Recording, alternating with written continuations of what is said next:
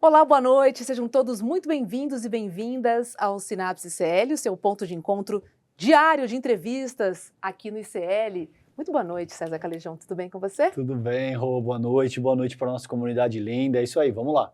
Hoje a gente vai falar com um palhaço. É isso mesmo, vamos receber todos Cláudio Tebas aqui no nosso telão, que é educador, escritor, palhaço e mestre da escuta e da comunicação empática. Hoje o papo vai ser bom. Cláudio, seja muito bem-vindo ao nosso Sinapse. Gente, felizão de estar aqui, Rô, César, felizaço. Louco para começar a puxar esse papo aqui. Um beijo para todo mundo que está assistindo. Obrigado, Cláudio, o prazer é nosso, a gente também está muito feliz em te receber, obrigado por aceitar nosso convite, viu? Obrigado a vocês por ter convidado esse palhaço aqui. Opa! Cláudio, queria te perguntar logo de cara se você acha que de maneira geral mesmo, tá? Se você acha que nós estamos perdendo a capacidade de escutar as pessoas, de escutarmos uns aos outros. Tá todo mundo falando e parece que com os ouvidos fechados. Você tem essa impressão também ou não? Bom, isso é um que me move como educador, como palhaço, porque tenho essa percepção desde que eu estava na escola. Uhum. Levanta a mão quem está vendo a gente, vocês dois. Vocês já perceberam que professores muitas vezes não escutam o que a gente está falando, a gente aluno, focado que está no conteúdo. Então, em 2011, eu produzi uma série de vídeos para o YouTube, chama Fala Que Eu Não Te Escuto. Você assistiu, César? Não. Fala Que Eu Não Te Escuto. Olha o sucesso que fez, ninguém viu. Mas... Palhaço! Mas... para a época, a gente teve muita visualização, tem quase 1 milhão de views, e é uma provocação sobre será que a gente se escuta ou será que não? 2011 eu estou falando. E são vídeos feitos com celular, eu e meu sobrinho, muito caseiro, com provocações mesmo. Mas esses vídeos eu faço brincadeiras que eu fazia na escola, que eu provocava os professores. Será que os professores estão escutando ou não? Perguntas absurdas mesmo, que eles julgavam estar escutando o que eles queriam, não o que a gente perguntava. Então, com isso, acho que eu respondo a sua pergunta, que isso me inquieta há muito tempo e acho que a gente não se escuta, não. Acho que precisa ter uma educação para a escuta, não tenho dúvida. Você sabe o que é interessante? A gente entrevistou aqui o pastor Henrique Vieira e ele disse para mim e para Hobbes que tem essa coisa do falar bonito e ele vê a necessidade de escutar bonito. Porque é algo que a gente é estimulado a ser eloquente, a ter uma boa retórica e esse tipo de coisa, né? E muitas vezes esse aspecto que você ressalta acaba sendo negligenciado, a questão de saber ouvir, saber escutar, escutar com propriedade, não única e exclusivamente esperar a tua vez para falar. Eu quero explorar um pouco mais esse assunto da escuta contigo, Cláudio. Como é que você vivenciou nesse sentido a própria ascensão e vigência do bolsonarismo? Você acha que isso agudizou essa questão? Porque foi um momento em que a gente teve muita dificuldade, né? Em se comunicar, em escutar o outro, não por acaso também você tinha aí parâmetros que beiravam o neofascismo e tal. Como é que você experimentou esse momento? Você acha que isso complicou ainda mais essa questão a qual você se refere? Eu acho que sim. Esse período desastroso, ele, na minha opinião, ele teve dois fatores. Assim. Primeiro, ele aprofundou a nossa distância. E segundo, ele revelou também o quanto estávamos distantes, né? Estava só ali soterrado. Mas ele trouxe uma coisa que estava ali na placa tectônica, mas a gente não estava vendo, que é a mentira como método de ensurdecimento. Então, foi acirrada a nossa dificuldade de escutar, e eu me coloco assim, porque quantas vezes não fiquei mordendo o lábio de raiva, porque é muito difícil conversar com quem não só não está disposto a escutar, como tudo que fala você sabe que é uma mentira. Então foi bem desafiador esse período, e acho que é um período importante para a gente rever as formas da gente se comunicar. Acho que é um pouco isso. E, Cláudio, você acha que essa falta de capacidade de escutar as pessoas também está relacionado à perda de confiança nas pessoas também? Ou seja, eu não te escuto porque eu também não confio muito no que você está me dizendo? Eu acho que são muitas coisas. Primeiro que numa sociedade ultra competitiva como a que a gente vive, eu sou educado desde criança a competir com você por cada palma de chão. Então, mesmo que exista algum laço de confiança entre nós, ele precisa ser desestruturado para que eu ganhe espaço, conquiste território. Então, eu estou o tempo inteiro lutando com isso. Nesse sentido, chegando na pergunta anterior, inclusive, sobre a fala do pastor Henrique, e o pastor Henrique fez o prefácio do meu penúltimo livro. Olha só! Então, sou apaixonado por ele, pelas falas dele. Numa sociedade ultra competitiva, eu preciso bloquear o que você fala, não tenho uma escuta aberta. Porque eu preciso deslegitimar o que você fala para conquistar o seu território, que nem o War. Eu ataco com 3 dados contra os seus 2 para tentar ganhar o seu território. Então, a escuta que a gente foi aprendendo desde pequenininho na escola é uma escuta zero empática e muito detratora. Eu preciso te destruir para conquistar esse espaço, né? Então eu tenho a convicção que ganhar espaço de uma escuta um pouco mais de qualidade passa fundamentalmente para a gente rever as formas como a gente trabalha na escola, inclusive. E, Cláudio, você é autor do livro Ser Bom Não É Ser Bonzinho. Esse é teu último livro ou não? Esse é o não. livro... Não é o último, né? Então vamos falar desse, não ser bom não é ser bonzinho. Qual que é a diferença entre ambas as coisas? Então me deu uma oportunidade de falar uma coisa assim. Até porque no livro ele tem uma puxadinha de tapete, que é coisa que o palhaço tem que fazer, né? Politicamente, inclusive. Existe um senso geral, levante a mão quem já não escutou coisas do tipo, que a pessoa boazinha não é muito confiável, porque parece que ela quer agradar, ela não fala o que ela pensa, né? É uma pessoa que você... que por querer agradar, talvez ela não esteja sendo autêntica, né? E existe esse consenso. Então, o bom seria o autêntico, o bonzinho seria a pessoa que não é autêntica.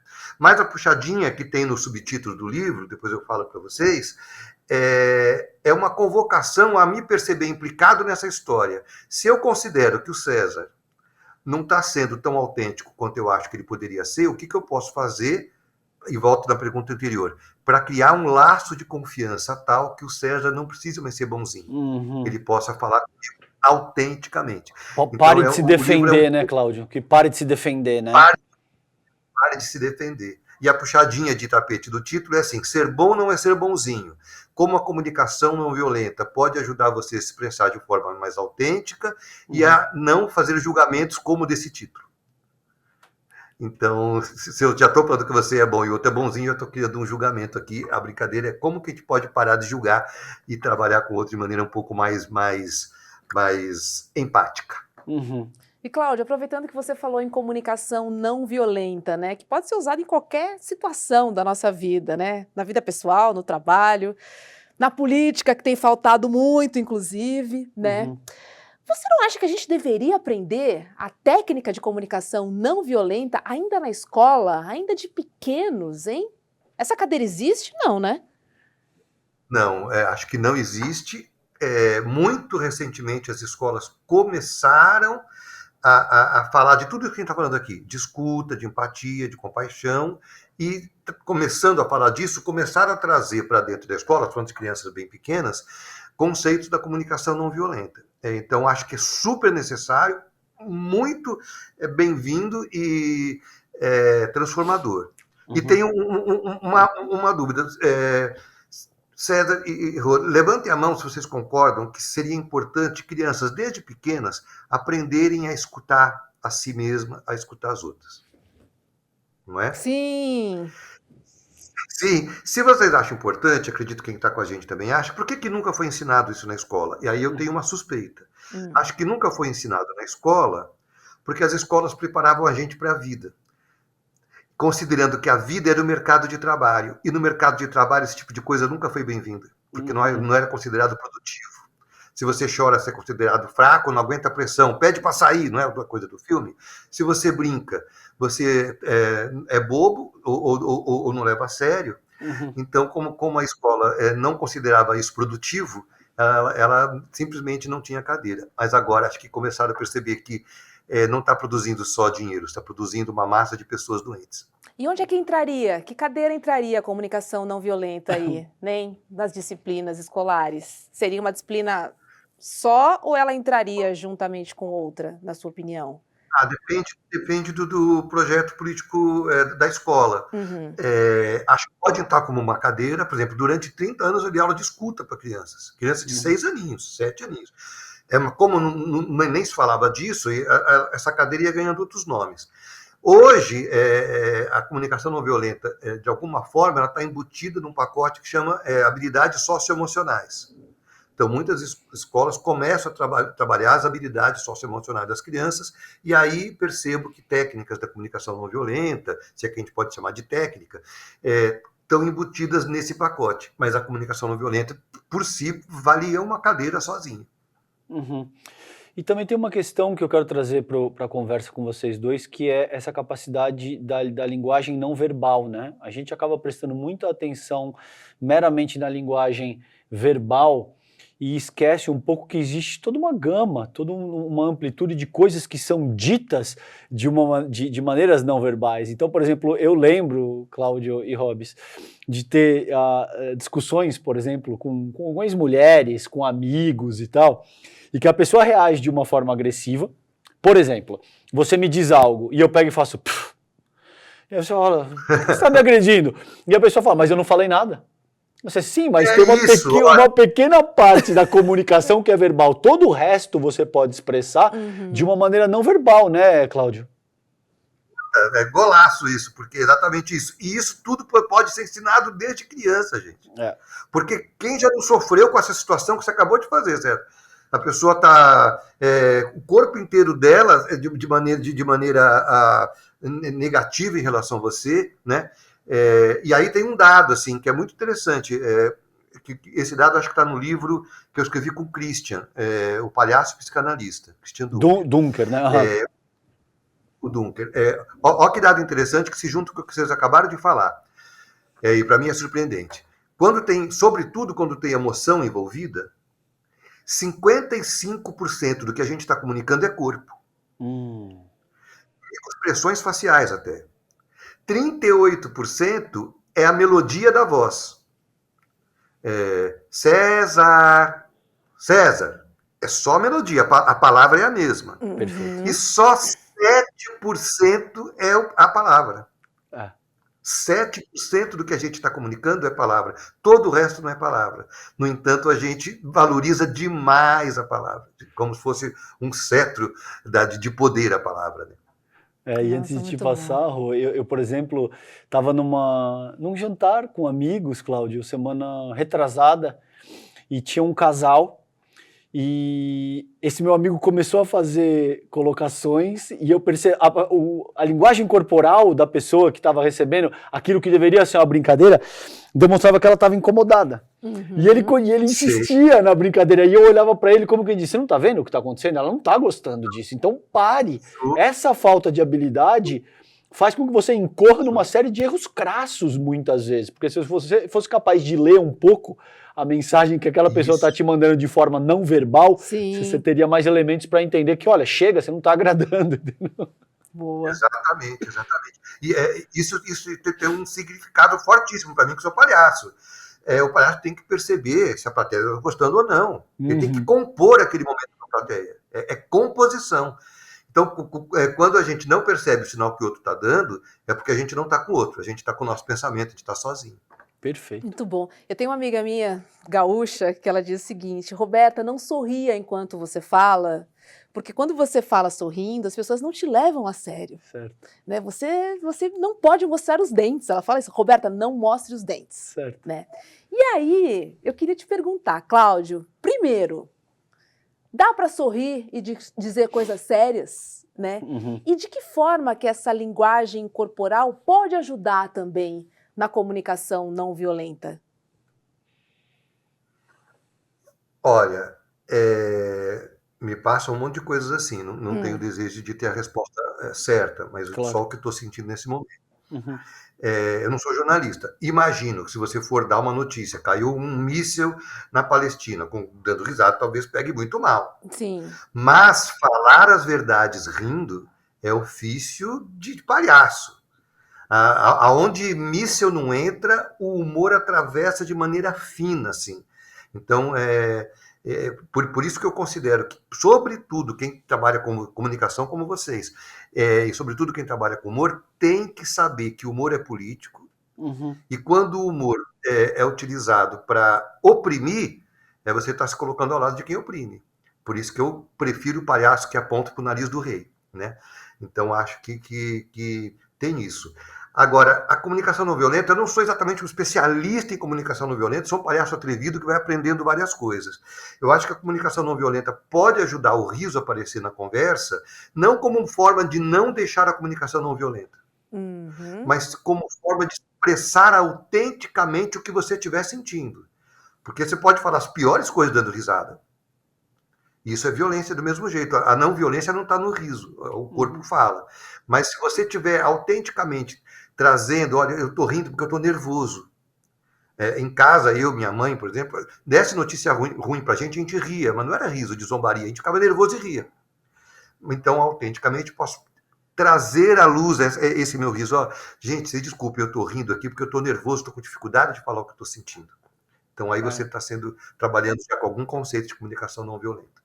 Tem o próprio filme do Coringa com o Joaquin Phoenix, né? O Joaquin Phoenix e o Coringa, o personagem dele ele anda com um cartãozinho para dizer: eu tô dando risada, mas não me interprete de forma equivocada, porque eu tenho uma síndrome que me leva a rir quando eu me sinto desconfortável, e isso é extremamente complicado para que ele consiga administrar essa situação, porque na medida em que ele ri numa ocasião socialmente equivocada, as pessoas falam: você está rindo do quê? Sabe? Você está achando graça disso? Não era para você estar dando risada.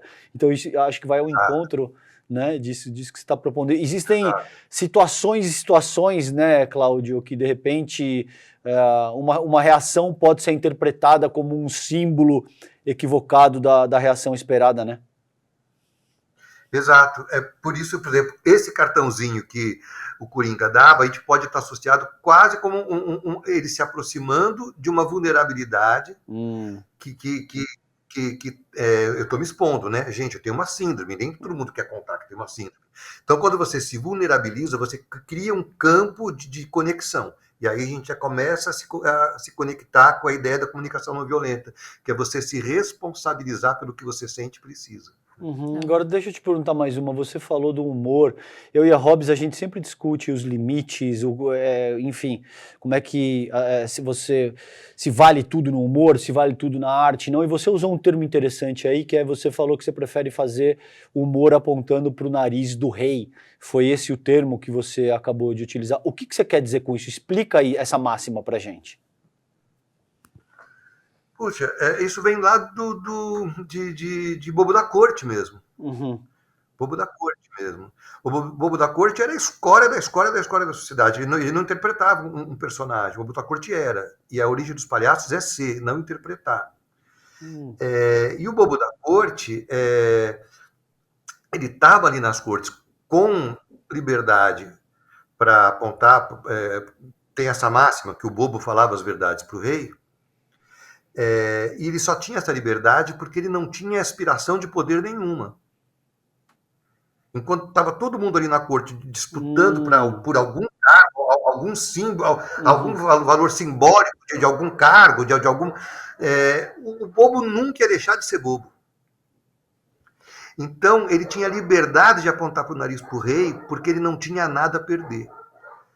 Então, quanto menos você tem a perder, mais livre você é para falar. É por isso que o humor, quando você se despoja de alguma presunção de lugar, de poder mesmo, você se autoriza a apontar o dedo para quem tiraniza, e não para quem é tiranizado, que está do seu lado e pode estar na luta. Perfeito. Entende? Muito bom, Sim. Cláudio. Muito bom, genial isso. E, Cláudio, por que você resolveu ser palhaço, além de educador e escritor, hein? Conta pra gente. Ser palhaço é um ato político? É sempre, né? É sempre. Eu não consigo imaginar que não seja. É, e, na verdade, eu acho que eu resolvi ser palhaço foi um encontro com a linguagem. Uma autora de livros infantis, que talvez seja uma das maiores da história do Brasil, chama Eva Furnari, me convidou para adaptar um livro dela. Eu era bem moleque, para teatro. E aí a gente foi assistir um espetáculo de palhaço para ter assim, referências. E eu fiquei completamente abalroado. Antes, a PDP, antes do palhaço, depois do palhaço. Fiquei completamente abalroado por aquilo. Uhum. Comecei a investigar, e isso me emociona, porque a hora que eu fui investigar, eu fui percebendo que tudo que eu tinha feito antes era capacitação para o palhaço que eu viria a ser. Porque eu nunca fui muito bom em nada. Sempre fui atrapalhado. E o palhaço deu um lugar para minha atrapalhação, para minha inadequação. Assim, ai, que bom, eu tenho um lugar no mundo, eu posso tropeçar e ser possível. E enquanto palhaço, o que você diria que é a tua principal característica, ou o que você precisa para ser o palhaço que você quer ser? Veja que eu nem vou usar um bom palhaço, eu nem vou utilizar esse tipo de terminologia mais definitiva, mas o que você precisa para atingir o que você quer enquanto palhaço? Tá, tô falando especificamente eu, tá? Isso. Eu já há algum tempo, depois eu tenho um convite para vocês, para todo mundo estiver assistindo para sábado, se eu esquecer, vocês me lembrem. Mas já há algum tempo que eu tenho investigado como que eu posso ser palhaço, não no palco, com quarta parede, mas como que eu posso ser palhaço para interferir na realidade, seja aqui em casa, seja na padaria, estando ou não de nariz vermelho. O nariz vermelho, ele é um código que me confere alguma liberdade. Você vê alguém de nariz vermelho e você já percebe que pode acontecer alguma coisa fora do centro ali, algo excêntrico. Uhum. Mas eu tenho tentado investigar como que eu posso estar de maneira, com esse olhar torto sobre o mundo, tentando ser como um bobo da corte na padaria, no meu trabalho. Então essa é a minha investigação.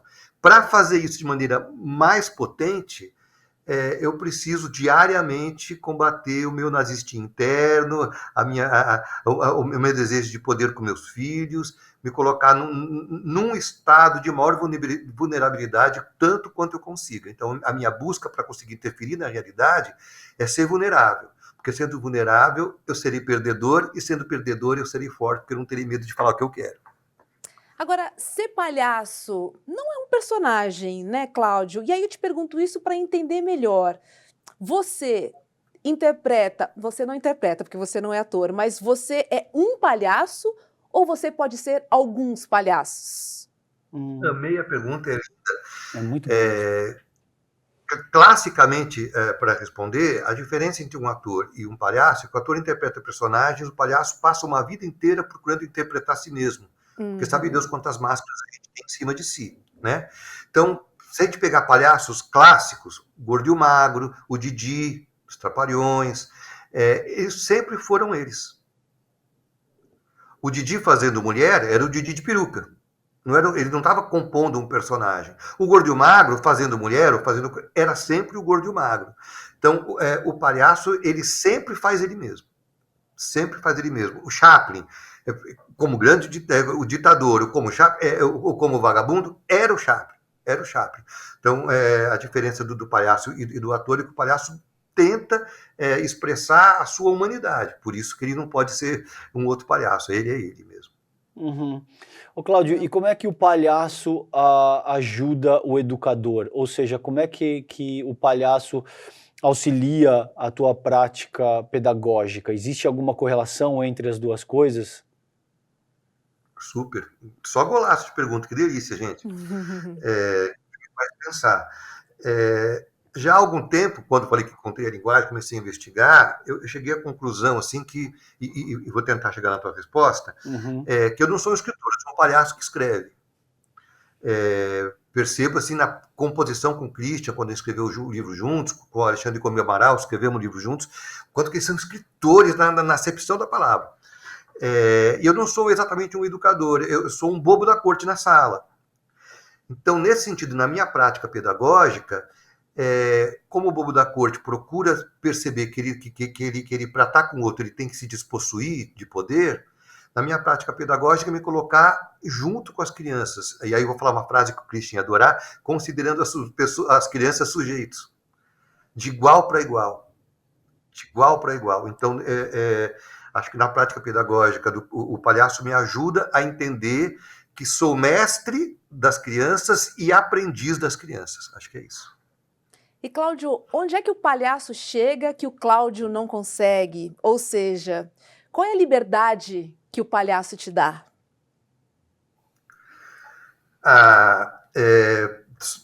Outro gol de placa, o código do nariz vermelho me dá muito mais liberdades do que eu sem o meu nariz. Eu posso sair fazendo dancinha esquisita na rua e as pessoas vão achar esquisito, vão rir porque eu tô de nariz, que é o palhaço. Eu, se fizer isso na rua, talvez chame a polícia, sei lá. Mas tem uma liberdade que não é visível. A tua Amanda pergunta, sendo terapêutico, estou vestindo um divã. Sinapse. Boa. Vou falar que liberdade que é. Como a minha investigação é estar palhaço na calçada, na vida, no dia a dia, a liberdade ela pode ser menos visível do que eu aparento, que é a liberdade de pensar desprovido de moralidade sobre aquilo que eu vejo na minha frente. Eu estou tentando enxergar o mundo de um jeito mais livre, menos encaixotado. Então, ser palhaço me dá uma liberdade de pensamento, de ser, de estar, que de alguma forma, tentando viver coletivamente, eu consigo expressar isso, às vezes com mais volume, às vezes menos volume, né? Muito bom. Sabe que eu fiquei pensando aqui, ouvindo vocês dois, e, por exemplo, eu tive algumas conversas já, como essas que a gente está tendo aqui gravadas, com o Christian Dunker, e ele fala muito a respeito da sociedade do cansaço, ele fala muito como o nosso atual modelo de sociabilidade produz muito sofrimento psíquico mesmo e tal, e eu fiquei pensando se talvez não seria por conta desse modelo de sociabilidade que estabelece uma espécie de governo dos homens segundo um princípio universal da concorrência, que é isso que Cláudio colocou aqui. A gente está o tempo todo tentando ser mais capaz, mais eloquente, mais inteligente, mais rico, mais bonito, mais etc. tudo, né? Exato. É uma competição de todo mundo contra todo mundo o tempo todo. E talvez nesse contexto o palhaço seja um grande adversário. E talvez por isso ele seja utilizado como uma agressão. Talvez por isso a gente diz, esse cara é um palhaço, entendeu? Porque vai ao encontro disso que o Cláudio está propondo, que para ser palhaço, você precisa se despir das suas ambições de poder e precisa ser capaz de lidar com a sua fragilidade, você precisa poder se permitir se tornar vulnerável. E talvez isso numa sociedade extremamente competitiva seja inaceitável. Você não pode se permitir ser um palhaço e isso vira uma espécie de ofensa, né, Cláudio? O que você acha disso? Faz sentido? Nossa, completo sentido, dá vontade de falar de muitas coisas sobre isso. Vai. A primeira coisa que me ocorre, nesse nível de competitividade que a gente vive, é subversivo você pensar que você pode simplesmente não querer tomar o lugar do outro. Já incomoda. Não sei se vocês viram outro dia, teve na internet uma coisa bem desagradável de ver, mas muito importante de ver, que é o CEO de uma empresa australiana. Sim. Falando, temos que investir em desemprego para eles perceberem que dependem de nós. Tim Gunner é o nome dele. Tim Gunner é o nome dessa criatura. Aliás, é um trocadilho, Tingana, né? Tingana, né? Exato. Para você investir em desemprego, você tem que investir em demissão para ter desemprego. Isso significa que quem está trabalhando está competindo com outro. De que estatística você vai querer fazer parte? Do que ficaram ou dos que saíram? Então, a gente está o tempo inteiro vendo o outro como um grande oponente, um oponente a ser batido. Mas, de repente, o palhaço chega dizendo que nada disso que você tem. Essa camisa tua você não tem, esse sapato você não tem, essa roupa verde linda você não tem, isso aí tudo tem, meu. Você não tem, você vai morrer no final da vida. E não vai levar nada. E não vai levar nada. E aí me ocorre falar do desagradável que o palhaço traz, ou a gente lembrar disso. que, no fundo, tudo que a gente está aqui ostentando é uma forma de lutar por um espaço, um lugar ao sol nesse mundo competitivo em busca de amor. Eu tenho convicção disso. Porque numa sociedade muito competitiva, a gente passa a acreditar que quanto mais eu tenho, valor concreto ou simbólico, quanto mais eu tenho que o outro, melhor que o outro eu sou. Melhor que o outro sou em quê? No desejo de ser amado. E aí o palhaço se despossui e fala, no fundo, você está se enganando, que você quer ser amado pelo que você é e não pelo que você tem. Isso pode ser muito desagradável. Ser palhaço é uma profissão, Cláudio? Fiquei aqui pensando sobre isso. No sentido de que, sabe daquele trabalho que a gente tem, o lado profissional, né, que você, agora quem fala é a Roberta profissional. Não, agora é a Roberta amiga, agora é a Roberta... Mas no sentido de ter uma faceta do palhaço que, ao mesmo tempo, pelo que eu entendi, se mistura com o Cláudio em muitos momentos. Super. Por isso que eu pergunto para você, se chega a ser uma profissão do tipo, agora eu sou um palhaço, porque a sensação que eu tenho é que tá tudo muito misturado com o Cláudio, né? Amei de novo, o palhaço sou eu, né? É uma profissão regulamentada, eu não tenho carteira dessa profissão, porque eu acho meio absurdo o cara julgar se eu sou bom palhaço ou não. Se eu for mau palhaço, ele vai embora. Não Fazer sou médico, de palhaço. Alguém vai matar. Mas, tentando responder o palhaço e o Cláudio juntos, eu vou contar uma coisa da minha insegurança pessoal.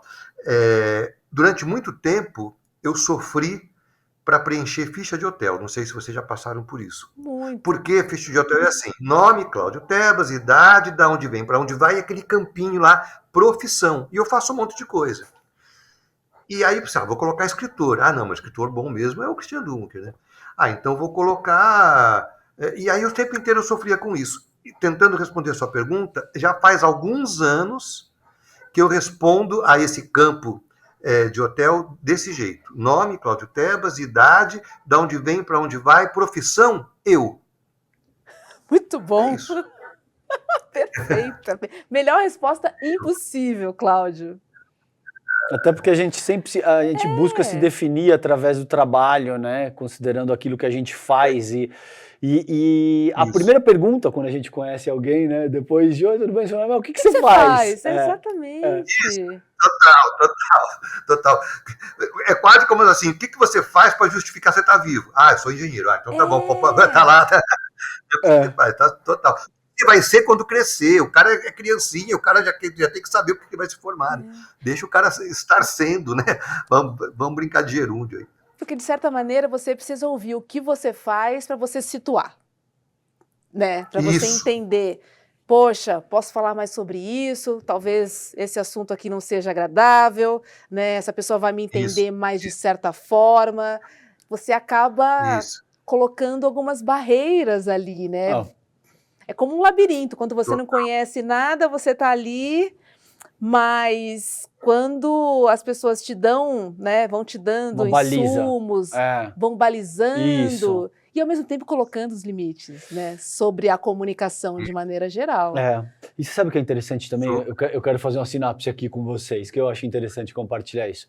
A gente vive, como a gente já falou aqui nessa conversa, um modelo de sociabilidade que se organiza com base na competição permanente.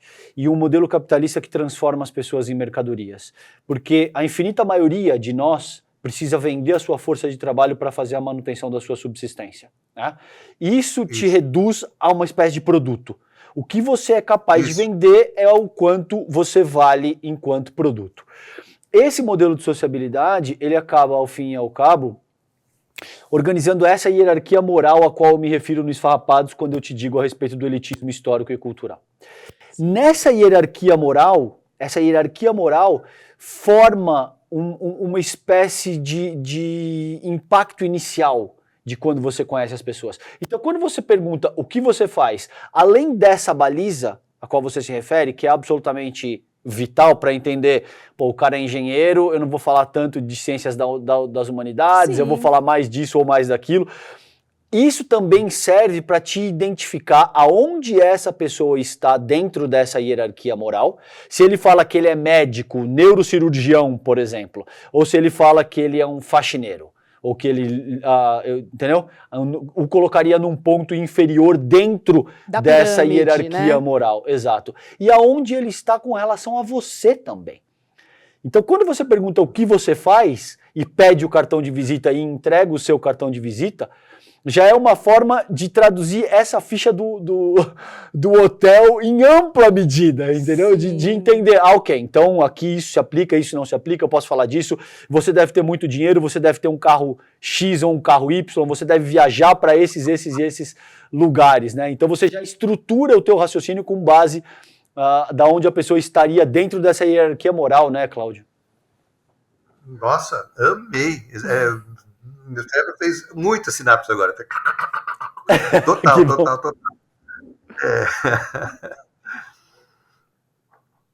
Vai lá. Muito bom. E queria saber de um mito que a gente sempre ouve, que todo palhaço é triste. De onde surgiu isso, Cláudio? Se na verdade o palhaço é ele mesmo. A gente está dizendo que a pessoa que interpreta o palhaço é triste e por ela ser triste, ela precisa do sorriso das outras pessoas.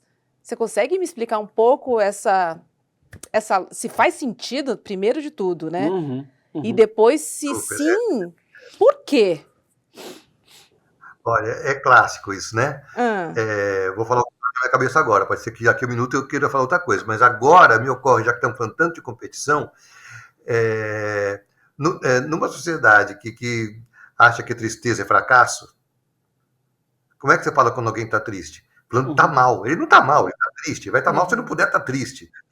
É quase que uma forma de negar que o palhaço é um ser humano, e a gente fica triste. O palhaço fica triste. Todo palhaço tem uma tristeza dentro. Tem, porque ele é gente. Ele vai ficar triste, ele vai rir, ele vai chorar, vai ter tesão. Ele é gente, né? Tem tesão? Mas a gente fala... Tem gente. A gente vai falar da tristeza como se fosse uma ruptura do que se é esperado do palhaço. Ele tem que fazer rir.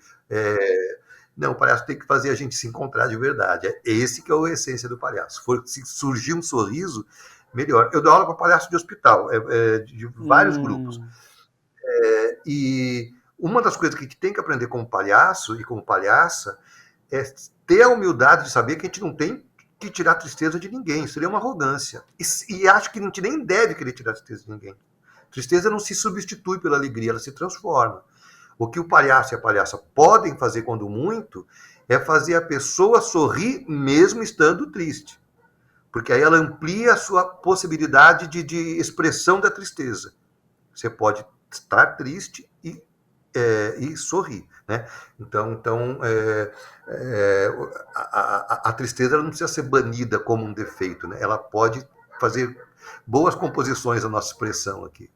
E me corrija se eu estiver errado, mas o meu lado palhaço me diz que a tristeza é um aspecto fundamental, inclusive. Não só ela não deve ser evitada, ela é uma característica da atividade humana. É um estágio necessário. Um estágio necessário. Obrigatório, por favor. Exato. Né? E é um combustível, inclusive, né? Não só para a vida, mas suponho eu que para a atividade do próprio palhaço, porque se a tristeza não existisse, você não tem nem material para trabalhar, você não tem nem como elaborar tudo que segue, exato, né? Como é, você acha que é o caso, Cláudio?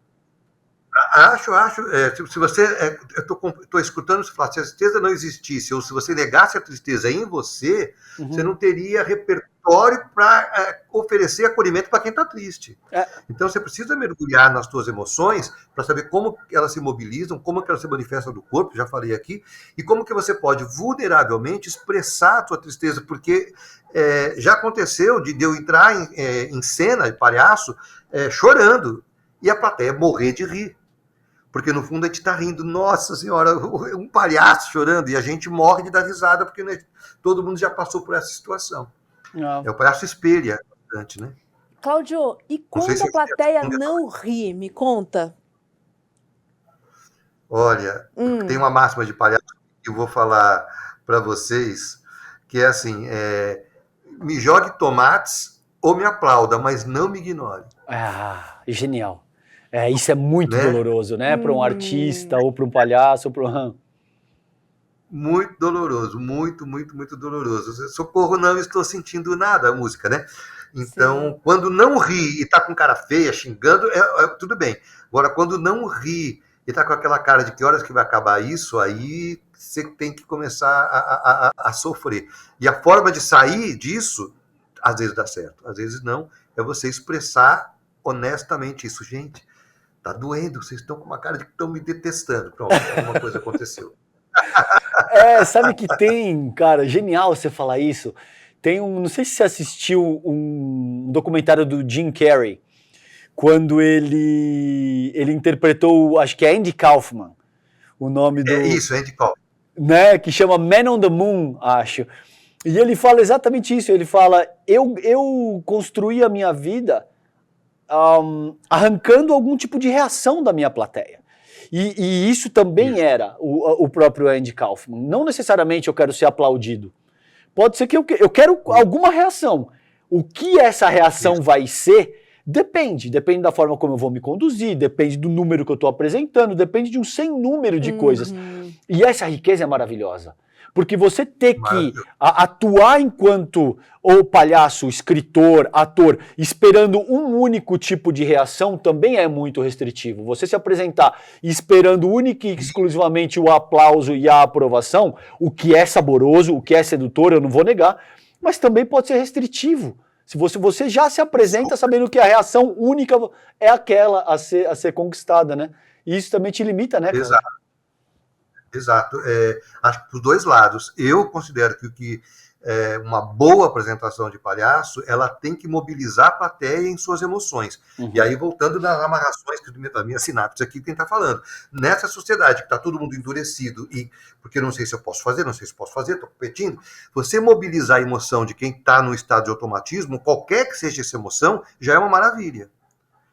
Então, acho que um bom espetáculo de palhaço ele tem que fazer a pessoa se emocionar, de repente já está gargalhando, de repente já está até irritada com ele. Tem um palhaço muito famoso, é um gênio, chama Léo Bassi. Léo Bassi, ele não usa nariz vermelho. E ele é genial, tem momentos que está querendo bater no cara.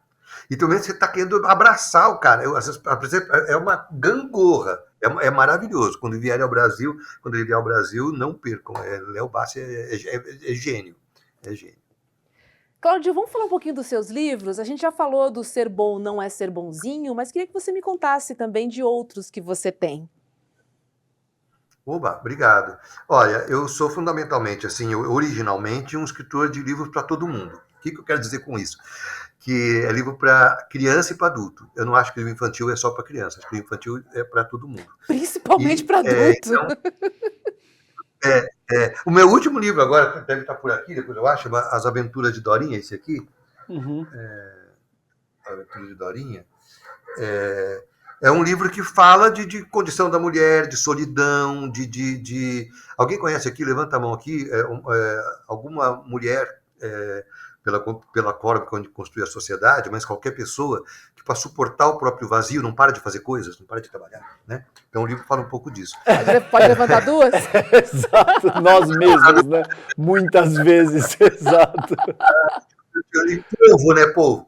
Então, o livro infantil eu acho que é para todo mundo, não tem temática, que pode ou não pode. Então, originalmente, eu escrevo livros infantis. E já há alguns anos, começou isso com o Palhaço Psicanalista, com o Christian, comecei a escrever os livros que são específicos mais para o temático, a linguagem para adulto. Dos livros que escrevi para adulto, eu tenho o Palhaço Psicanalista, Ser Bom Não É Ser Bonzinho, De Mãos Dadas, que escrevi com Alexandre Coimbra Amaral, que é genial, maravilhoso. De Mãos Dadas, chama Diário do Luto da Perda da Minha Mãe. E é um livro que muito, muito, muito, muito emocionante para mim, nas conversas que eu e minha mãe tiveram sobre a morte, como isso foi importante. Uhum. Agora, o próximo livro vai ser, de novo, com o Christian Dunker, que a gente já está escrevendo um livro novo. Pode falar já ou ainda não? Tem spoiler aqui? Acho que ainda não. Não? Ainda não? Eu queria dar... Não, mas acho que é para falar disso tudo que a gente falou aqui, na adequação humana, pertencimento, daquele jeito que Christian sabe falar como ninguém e eu, como palhaço, estou tentando fazer. Uhum. Sobre esse último que você falou, dos diários, das conversas com a tua mãe, o que mais te marcou, o que te causou, deixou uma marca mais profunda na tua alma, considerando essa interação com ela? Olha, eu tive um presente. Minha mãe era uma pessoa, ela morreu com 93 anos, morou sozinha depois que meu pai morreu, muito dependente, feminista, uma pessoa maravilhosa. Então, eu vou falar o que mais me marcou mesmo. Não estou nem falando do processo de escrita com o Alexandre, que foi maravilhoso compartilhar com ele. Porque no livro eu escrevia e ele comentava lindamente. Mas na descrição do que eu fui vivendo com a minha mãe, teve um ponto-chave. A minha mãe, quando fez 89 anos, morreu com 93, foram alguns anos aí, começou insistentemente a querer conversar da morte comigo, a morte dela. E eu passei insistentemente a recusar aquela conversa. De maneira violenta, inclusive. Mãe, mas coisa mais chata, só fala de morte. Você está bem, você está com saúde. Vamos falar de pintura da parede. Você não pediu para ver a tinta coral lá, que você quer pintar a parede, você não quer trocar os tapetes. E ela queria, por exemplo, que eu tivesse conta conjunta para cuidar das coisas depois que ela morresse, e eu não quis. Até que um dia, e estou falando da coisa que mais me marcou, César, na tua pergunta, e obrigado pela oportunidade, um dia, a minha mãe, já bem mais frágil, alguns anos depois, puxa a conversa de novo,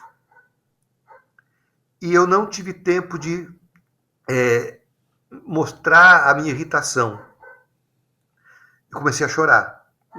A minha irritação era uma defesa para o meu medo de perdê-la. Claro. E quando eu comecei a chorar, falei para minha mãe, mãe, você desculpa. Esse tempo todo que eu neguei, não foi é porque eu não consigo imaginar a vida sem você. E foi transformador, aquela coisa da vulnerabilidade que a gente falou agora há pouco.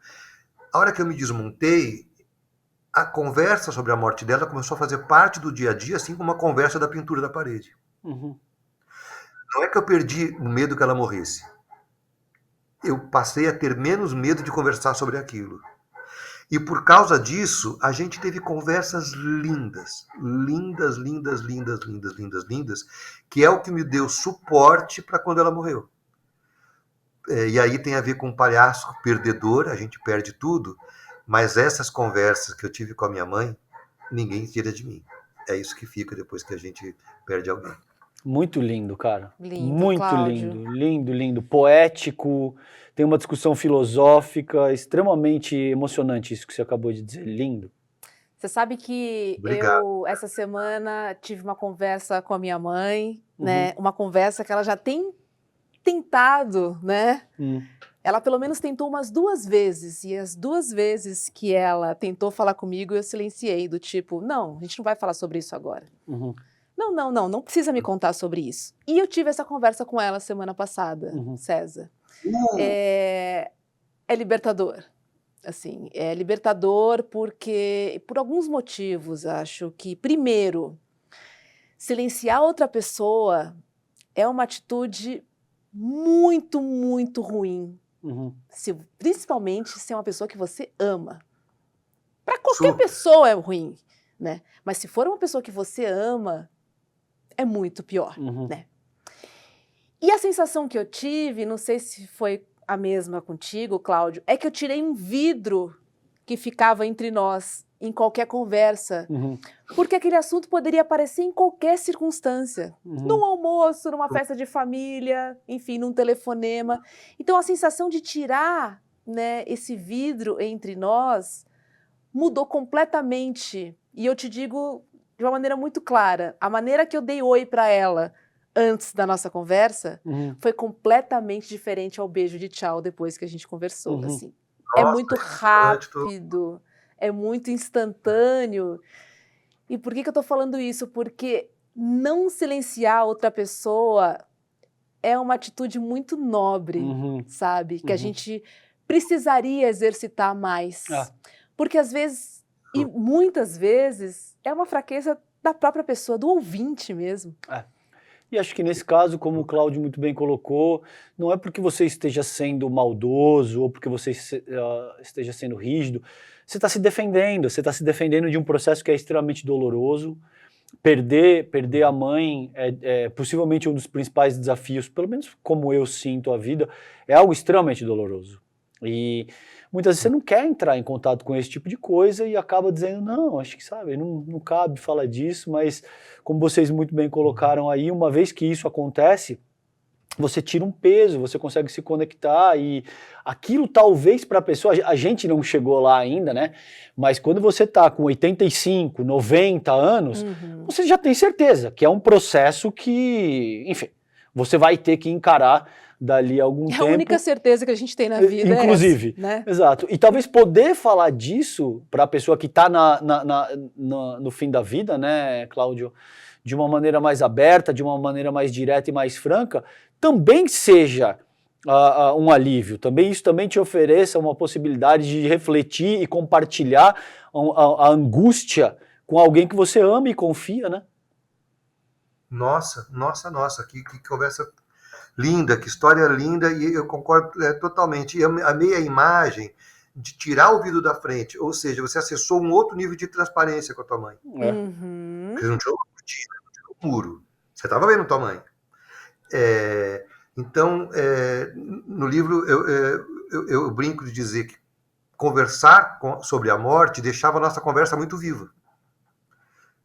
Porque a gente estava presente sem essa falsa transparência. A gente podia estar de verdade junto quando a conversa aparecia. E acho que para minha mãe, respondendo a pergunta de vocês dois, deve ter sido um grande alívio poder ter uma pessoa com quem ela pudesse compartilhar isso. Inclusive as suas angústias. Putz, quando você está com 93 anos, qual que é o assunto? Pintar a parede, trocar tapete e falar da morte, porque você não está com 93 anos. E um crochêzinho de vez em quando. O Cláudio, isso também te traz elementos para que você tem filhos, você falou durante a conversa, né? Tenho 2 filhos, 2 filhadas. Então isso também te traz todo um novo conjunto de elementos para que você, quando estiver nessa posição, ou a partir de agora, é óbvio que tá muito cedo para você, para Hobbs, para mim, mas quando você for lidar com os teus filhos, você tem esses elementos que agora você sabe que, bom, talvez eu não preciso evitar esse tipo de tema, porque isso também é capaz de, como a Hobbs muito bem colocou, retirar essa película, retirar esse vidro, ser capaz de estabelecer uma relação mais direta, mais franca, que vai ser mais saudável para mim e para eles, inclusive, né? Super. Um aprendizado para todos nós. A despedida da minha mãe, estivemos todos muito próximos, meus filhos, ela, e acho que fica esse aprendizado, sim, de que a conversa, quando aparecer, ela precisa ser acolhida, né? E já me deu, se eu tivesse condição de fazer uma gaga instantânea, quando você falou assim, eu sei que é muito cedo, não tão cedo ainda, né? Exato, já foi. Exato, porque tem isso também. Eu converso muito com a minha mãe e às vezes ela fala, às vezes a gente fala a respeito disso, abertamente, eu brinco com ela, faço palhaçada, digo, você já tá fazendo plano para morrer? Ela, não, mas sabe como é que é? Eu falo, bom, eu sei, mas isso também se aplica para mim. Eu tive amigos que morreram com 36 anos que, sabe? Não dá para saber. Assim, do nada. E foi. Então é isso mesmo. Ótima sacada tua, porque sim, tá cedo até não ser mais, né? Agora tava cedo, mas agora você já foi. Exato. Teoricamente é a ordem natural, né? Mas vai quem saber. sabe? Vai saber. Tem aquela piada antiga da família que as pessoas morrem de repente, sabe? Essa é ruim, a piada é ruim. Não, conta. A piada é ruim. O cara liga para a mãe e fala assim, mãe, é verdade que na nossa família as pessoas morrem de repente? Mãe? Exato. Babou. Aí ele liga pro hospital. Alô, socorro, acho que minha mãe morreu de repente. Aí o cara atende. Qual é o endereço dela? Alô? Qual que é o endereço dela? Não, essa daí não precisa colocar no hall das piadas ruins, não, que ela é ótima. Essa vai fazer a audiência gargalhar toda vez que você contar, cara. Muito bom, cara. Cláudio, você pediu para eu te lembrar que você quer fazer um convite. A minha pergunta é, o convite é relativo ao palhaço? Então, Vou posso fazer mais gente, uma perguntinha? O palhaço tem nome? O meu palhaço tem Olímpio. E será que o Olímpio poderia fazer esse convite, então, pra gente? Tá com o nariz aí? Olha, ai, nada, tá tudo guardado na mala ali no meu camarimzinho que eu tenho guardado lá fora. Não, tudo bem, não tem problema. Sem problema nenhum, mas o Olímpio pode fazer o convite pra gente, não pode? O Olímpio tá sempre aqui dentro. Ah lá, é isso. Olha, então eu vou fazer o convite. Para vocês dois é convite mesmo, para quem está assistindo tem que pagar, tá?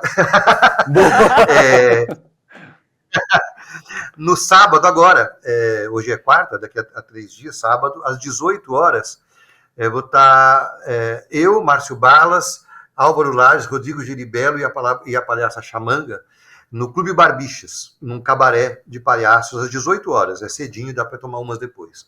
18 horas, no cabaré do João Grandão, que é o Márcio Balas. Qual que é o endereço? Você sabe de cabeça o endereço? Clube Barbichas, na Rua Augusta, não sei o endereço, porque eu não tinha me preparado para fazer esse convite. Não tem problema. Mas eu mando para você. Clube Barbichas, né? As pessoas podem pesquisar também. Clube Barbichas. Isso. Perfeito. Perfeito.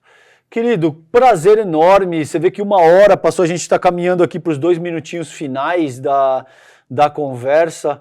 Passou assim como a gente não percebe. Eu e a Hobbs, a gente sempre tem essa impressão. Quando a conversa é boa, a gente pisca, passou 1 hora.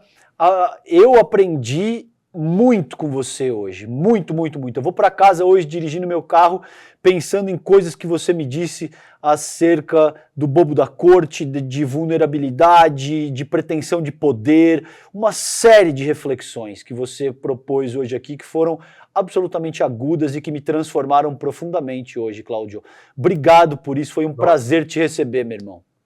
Que delícia de papo. Obrigado, querido. Muito obrigado. Aprendi muito com vocês dois também.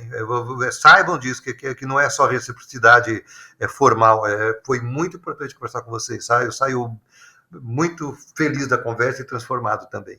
Obrigado, querido. Obrigada, Cláudio. Beijo, boa noite para você. Beijo, beijo. Valeu. Um beijão, valeu. Então quer dizer que você vai voltar para casa refletindo sobre o papo, ouvindo Roberto Carlos, é isso? Roberto Carlos eu não sei, mas muito, muito do que foi dito, de fato eu fiquei encantado com a conversa dele, com tudo que ele traz, com a sinceridade que ele transmite na forma como ele se conduz. Muito, muito bom, cara. Aprendi demais hoje. Acho que a sinapse foi... Rolou, né? Rolou. Encaixou. Rolou. Que bacana falar com o palhaço, porque, enfim, tira um pouco a imagem que a gente tem, né? E assim, sem esquecer que é uma pessoa.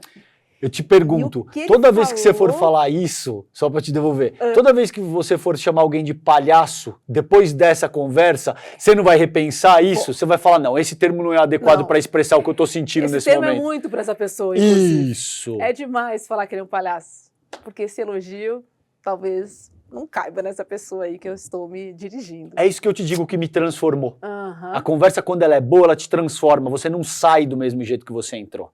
Então você vai... Cada vez que você for falar, o Bolsonaro é um palhaço...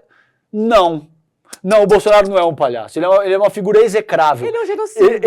Exato. Esse termo não serve mais para descrever algo que seja pejorativo e ruim. Com base nessa conversa. Gostoso. Vamos relembrar a programação do ICL, que começa às 7 horas da manhã, com Leandro Demore, das 7 às 8. Leandro já está aqui na nossa tela. E logo depois, coladinho no Desperta, tem ICL Notícias, primeira edição, das 8 às 10h30 da manhã.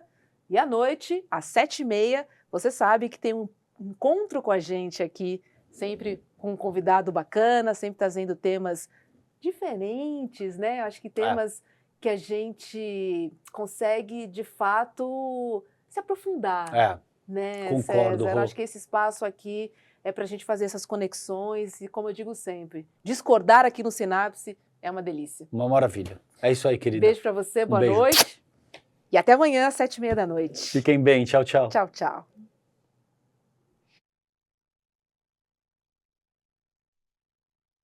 Olá, eu sou a Dani Vidotti, sou professora de Yoga e Meditação e aqui no meu curso Bem-Estar Profissional você vai aprender diversas maneiras de cuidar de você dentro do ambiente de trabalho. A gente vai falar sobre autoconhecimento, vai aprender maneiras de gerenciar melhor o estresse, a ansiedade, evitar os esgotamentos, evitar chegar num burnout. E se você já teve um burnout, esse curso também é para você, porque você vai aprender maneiras de não retornar àqueles antigos padrões. Aqui nesse curso, você vai aprender a trazer equilíbrio físico, mental e emocional. Tudo isso vai colaborar para o seu melhor desempenho dentro do ambiente de trabalho, trazendo motivação, mais energia, mais foco e até clareza mental.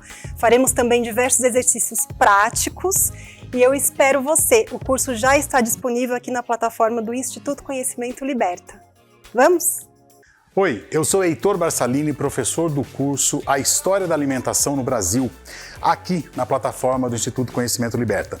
Nesse curso, a gente dá um panorama geral do que foi a alimentação ancestral indígena brasileira um pouquinho antes da chegada dos colonizadores ibéricos e como essa alimentação foi se transformando a partir das fusões culturais entre os elementos que os ibéricos trouxeram e o que os indígenas brasileiros já consumiam de proteínas, de vegetais, as suas principais fontes de carboidrato. Esse e mais outros 200 cursos estão disponíveis a todos os membros do ICL. Então espero você para o nosso curso A História da Alimentação. O Brasil é um dos países do mundo onde os jornalistas mais sofrem ameaças. Aliás, mais sofrem ataques. De fato, são jornalistas que morrem exercendo a sua atividade, investigando, correndo atrás das notícias, denunciando. O Brasil é um dos países do mundo onde veículos de jornalismo, veículos de mídia, sofrem mais assédio judicial, processos que tentam estrangular sua capacidade financeira, fazendo com que eles tenham que pagar indenizações enormes por conta de influências no sistema judiciário que vários políticos e vários empresários, pessoas poderosas têm. Dá para falar de liberdade de imprensa? Dá para falar que não tem censura um país que vive essa realidade? A verdade é que não dá para falar. Aqui no ICL a gente acabou de experimentar esse assédio no campo jurídico, onde o presidente de um dos poderes do país vem tentando estrangular financeiramente, cobrando ali da justiça uma indenização de centenas de milhares de reais do ICL e também pedindo para que a gente não tenha mais o direito de sequer citar o seu nome. E se a gente não conseguir colocar um freio nisso, a verdade é que cada vez mais as pessoas vão ouvir somente as notícias que passaram pelo crivo do poder. E as notícias que passam pelo crivo do poder são as notícias que só servem para manter o poder como ele é.